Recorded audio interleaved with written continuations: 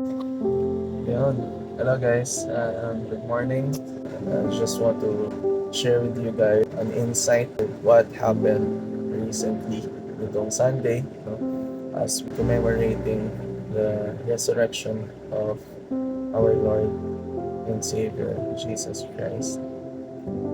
So I was tasked to preach last Sunday for the youth, and I started in my preaching sharing what I have experienced recently when I was having my prayer walk. So one of my prayer walk, I've been praying to God and listening to worship music, and I'm just so overwhelmed with the presence of the Lord while I'm walking. I'm literally crying, and I don't care what people perceive in me when I was crying, when I was walking. But there's just so much beauty when we have a private time with the Lord that He can really minister to us wherever and whenever.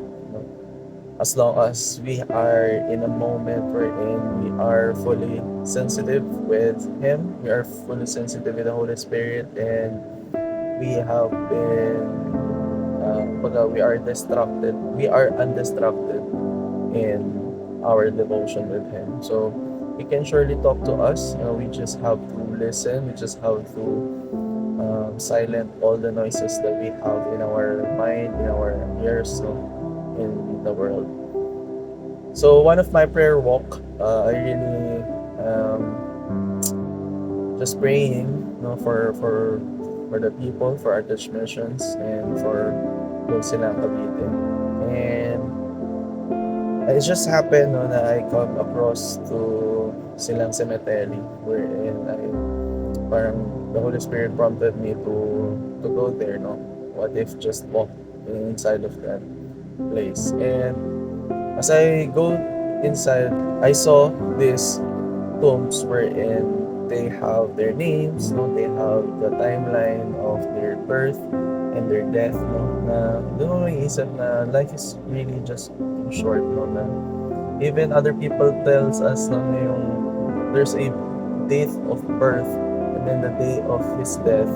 Then there's a small na hyphen when it comes to their tombs. No? Na ganun kaikli yung buhay. Everything that you've done in your life is inside those hyphen. Ganun na kaikli yung buhay. And I just imagine when I was walking, there are when I was walking, there are literally bodies, no, inside those graves. There are bones inside those graves, and I just imagine that those are people who were once alive in this world, no, in this lifetime, in this place. No once in their lifetime they also have wake up in the morning. They were busy.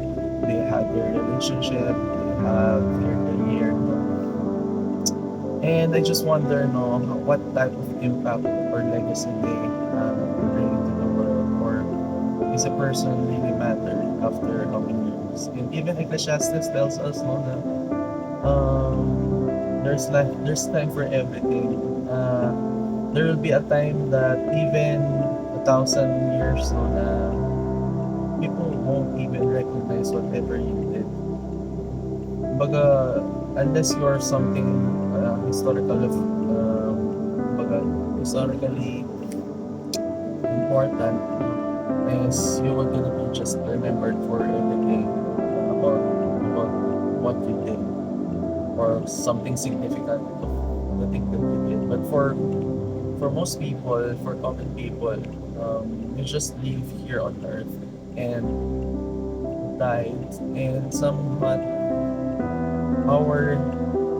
our life happened to be so anonymous when it comes to impact to other people.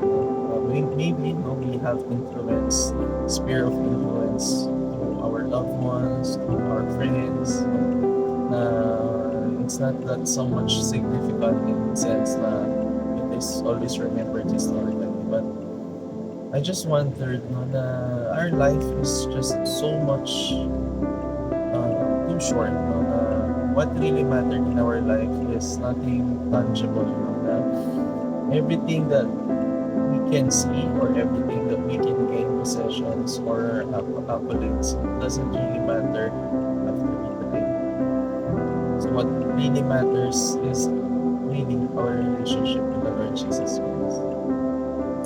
And I also realized no, na in the grave, no one in the grave really just happened to rose up from the grave. Na in span of history, wala pa akong nakita na isang tao na namatay, no? And then eventually ay nabuhay siya, no? Kumbaga sabi nga sa scripture, yung buhay, kaya niyang malaman na mamamatay siya. Pero yung patay, wala na siyang alam, no? So, one of the fact that one of the fact is that a person who died doesn't have any control for himself, for him to be alive anymore. But there are a lot of testimonies when it comes to near-death experience wherein people were revived in CPR, no, or AED. So they have been parang na-revive sila, no, through medical practices, no? And other people have their testimonies when they were in hell or they were in heaven, no? There are movies na created after that, no? There are a lot of testimonies that we can read online of what they seen or visions that they seen when they died, when they go to heaven or hell, no? But those were things na we can't actually prove, and we can't, kumbaga, yung pagiging ano na, historically speaking, no, we cannot treat it as a fact. It is just a testimony from people na ang witness kasi is just he himself. So, especially nung ancient time kasi, inisip nila, we should have 2 or 3 witnesses for it to be a fact. But, anyway, historically speaking, a dream or vision, we cannot take it as a fact, but we can share it as our testimony. No? So there are a lot of different testimonies of how they did, no, when they died, and yeah, whether they come to a vision wherein they see the Lord in the heaven or they see the hell. No? But also, no, there are people naman in scripture, no, or historically speaking, there are verifiable evidence na may mga tao din naman talaga na namatay pero nabuhay, which was being resurrected by Jesus, which is si Lazarus, no? Meron din yung Nain's widow's son, and then meron din naman yung daughter ni Jairus, no? So merong tatlo sa scripture na binuhay ni Lord habang patay na, no? And Jesus treat them as just they are asleep. No? That's how powerful Jesus is. For his perspective, people who are dead are just asleep because for him, in his perspective, he can resurrect them, he can wake them up. No? So, but what is lacking in those resurrection is that whenever they were resurrected, these people are just temporary also alive. No? They will eventually die then after that. But there is one man in history, no, na it's just the most important resurrection in human history that is verifiable evidence that we have witnesses, no, na he really rose up from the grave and he did not die after that. No? He lives forevermore, and even to this day he still lives in a glorified body, and that is the Lord Jesus Christ.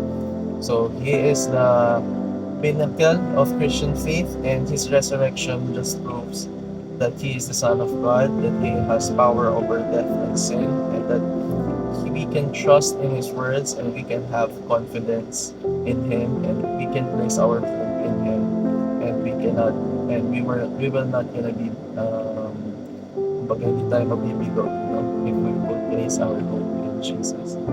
So when it comes to witnesses, no, according to the scripture, no, unang nakita sa kanya was actually the women, which is Mary Magdalene and all other Mary, no? Yung mga babae na wherein they were devoted follower of Jesus, no? Alongside the 12 disciples, no? Nakita rin ng 11, no? 11 disciples because at that time, Judas was, I think Judas was dead already, no? He hanged himself because of the guilt when he betrayed the Lord. But so yung 11 nakita siya, no?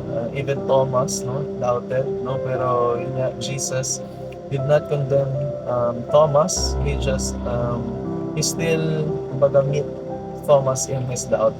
Nagpakita siya, no, and pinakita niya yung kamay niya, pinakita niya yung tagas, no, sa lib niya, no.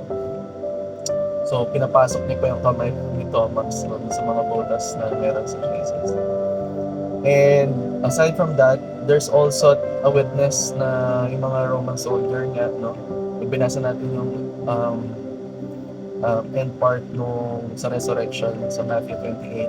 Mababasa natin na yung soldier is nagpunta sa chief priest wherein they were bribed to huwag sabihin, no? Kumbaga, sabihin na ninakaw ng mga disciples yung katawan ni Jesus. So, kumbaga, binayaran itong mga Roman soldiers na to suppress what is the truth. No? So, ibig sabihin, hindi ng mga disciples which are friends of Jesus are the one who are witnesses of the Lord, of the resurrection of the Lord. But also, his enemies, no, na people who doesn't have to gain anything, no. These Roman soldiers really have the fact na nakita talaga nila na lahat ng nangyari nung nawala si Jesus dun sa tomb, no, na merong angel, they were like dead men, no. So, and for the enemies, no, kung talagang tingin nila na ninakaw talaga si Jesus, why they just can't prove it, no? Just release the body. Pero yun nga, wala silang ma-produce na body, no? So, it just shows na walang authority yung, kumbaga, yung kasinungalingan na sinasabi nila when it comes to the Pharisees, no? And natatakot lang talaga yung mga Pharisees na if this fact spread, to humanity, no? Mawawala yung authority nila, mawawalan sila na, kumbaga, power over people. So, ayun, no, to summarize, there are the disciples, women who are devoted to Christ, and even the Roman soldiers who are enemies of Christ.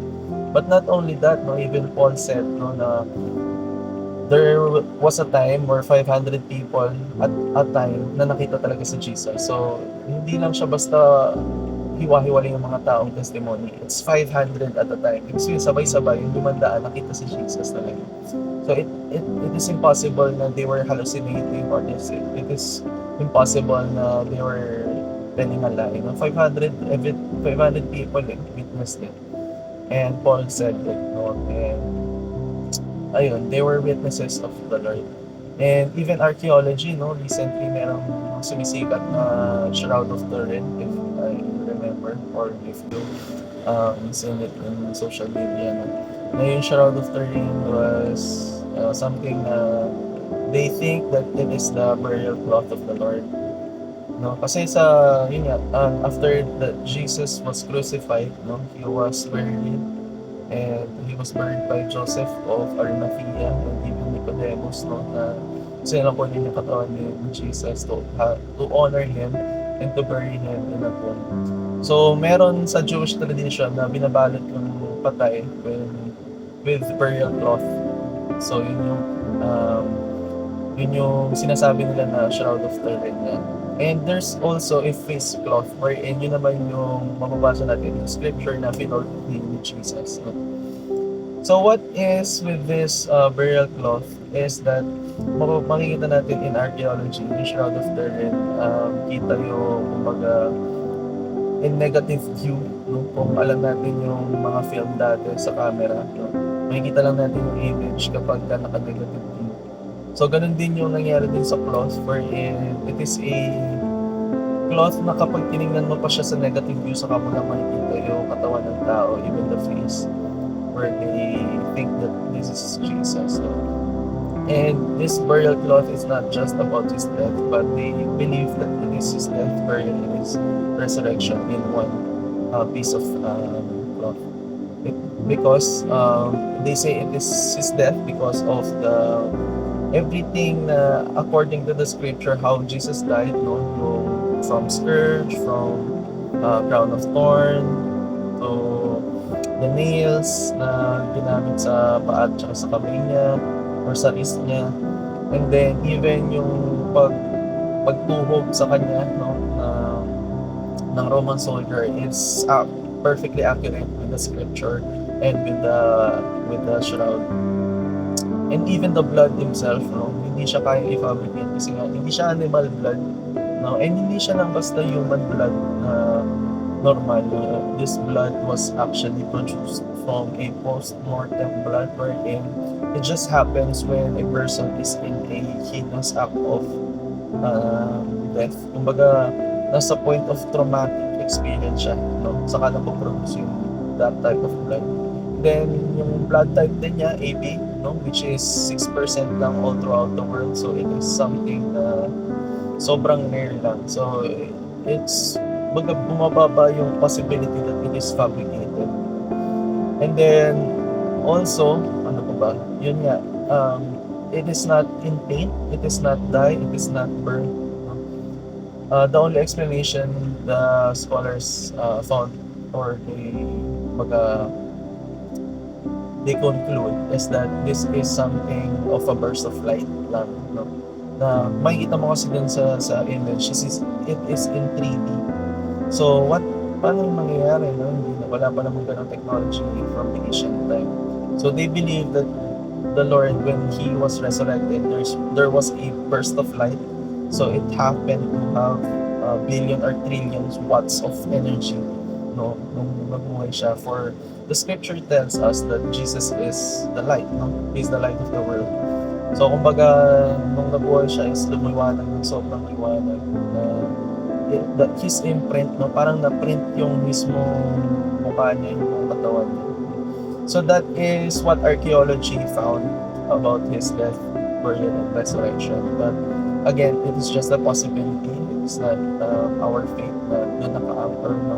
Our faith is solely anchored in sola scriptura, which is only the word of God himself, which is the 66 books of the Bible, no? That is the only books wherein we found our doctrines. But in connection with that also, no, I think if lang, no, if it is possible na God allowed it to happen, He gives a simple hint for us, it's still possible na He still gives us a hint, because when you remember when Thomas was actually doubted, no, hindi niya kinondem si Thomas, no, He still met him in his doubt. Kumbaga, he meet halfway na nandun pa rin siya, pumunta pa rin siya, nagpakita siya kay Thomas para maniwala si Thomas. And for most of us, a lot of people still have those skeptics, people who doubt of the resurrection of Christ, that it's impossible for a person to live again after he died on the third day. But yun nga, if lang naman, no, God allowed it to happen, I think it is possible with that intention of He still wants people to believe in such a way na people were really skeptics and have a heart in type of faith na lagi niya sinasabi, no, oh, you little faith, no, sa mga disciples, but still nandun pa rin siya. Hindi siya umalis, hindi niya iniwan ng mga disciples niya. And that also shows in the shroud, no, na it could be a hint from the Lord, or people needs a tangible thing, no, for them to believe.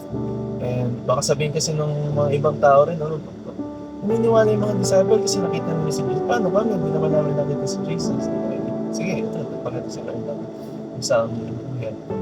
But even the scripture tells us, no, even sinabi ni Jesus kay Thomas, no, na blessed are those who do not see and yet believe. No? Kumbaga, mas pinagpala ng mga tao na kahit hindi natin makita, we still believe. No? And ayun, kumbaga, he still doesn't condemn people who are skeptics, people who still doubt, but still, mas pinagpala pa rin ng tao na naniniwala without even seeing tangible evidence. So yan, and really, no, kumbaga, our faith is being, kumbaga, our faith rises up when we just study about this resurrection of Jesus. But really, what is most important in His resurrection is that it gives us meaning in our life. No? Kasi without the resurrection, a lot of movement from those times, kasi there are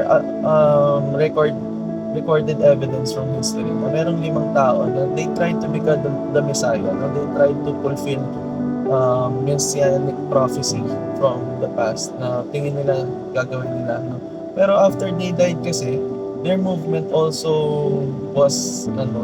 No, parang katulad nung namatay si Jesus, no? Yung mga disciple niya bumalik lang ulit sa mga ginagawa nila. So ganun din yung mga Messiah dati na kala nila sila yung Messiah, kumbaga meron silang certain type of revolt or movement or revolution na namatay after they died. So why Jesus' resurrection is so important is because we can really know that we can put our trust in Him, that He is really the true Son of God, no, na He fulfilled everything and He has overpowered death and sin. So He has power over hell. Na if we trust in Jesus, no, we can trust na He is the one who will gonna give us eternal life. Na we will also be resurrected after we die. No, even sabi niyo yun sa Bible, no, na pag naniwala kayo sa Kanya, pag naniwala kayo tayo kay Jesus, even mamatay tayo mabubuhay maguli, no? And even Paul said na He is the first fruit of all who will gonna be resurrected. So, sa panananim, no, pag kunyari nagtanim ng mga isang farmer, once na meron tayong tinatawag na first fruit, merong isang sumibol, makakaasa tayo na yung ibang mga nakatanim, isisibol din. So ganun, si Jesus yung first fruit of all the resurrection. So we can trust in Him na when we put our trust in Jesus, we can have the confidence that we can also have a resurrection and we can have eternal life with Him. For He promised those things, and He is eternal God. His body can't be produced, no? His bones, his tomb is empty as of today, as we speak. His tomb is empty, and a lot of movement, Messiah, na they try to be a Messiah, they are in their tombs. A lot of their other religions, they are in their tombs. But there's one man who can't be found in his tomb, and that is the Lord Jesus Christ. So that's just what I want to share with you guys. I hope it teaches you something, or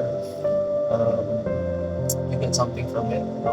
And yun lang, I just want you to have more intimate relationship with the Lord, because you know that you can trust Him, no? Always just focus and keep our eyes on Jesus, for He is a promise keeper. He is our Lord. He is our Savior. And let's just be excited in His second coming. So we don't have to be afraid. We don't have to be worried about our lifetime, no? But because when we are with Him, it is the best thing possible. Kumbaga, it's the best possible life that we can have. And He said in His word, no, He created a new heaven and new earth.